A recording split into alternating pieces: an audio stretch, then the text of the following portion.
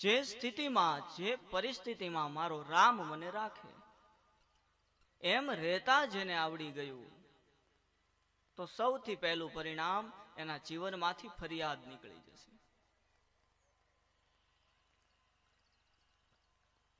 સંસારના દરેક કામ કરતા કરતા પણ મુખની અંદર રામનું નામ.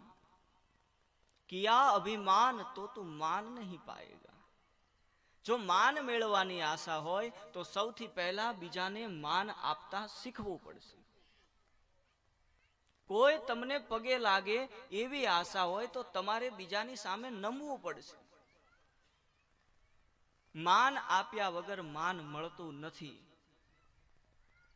દાન આપ્યા વગર ધન સંપત્તિ મળતી નથી. અને ભજન કર્યા વગર ભગવાન પણ મળતા નથી. સદગુરુની સેવા વગર ગુરુની કૃપા થતી નથી અને કૃપા વગર ભગવાન મળતા નથી. જેને જેને આ સંસારમાં અભિમાન કર્યું, ગર્વ કિયો સોઈ નર હાર્યો.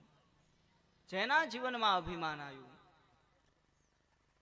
પછી એ રાજા હોય કે રંક હોય, જેના મનની અંદર અભિમાન જાગ્યું, પછી પતન સિવાય બીજું કાંઈ મળતું નથી.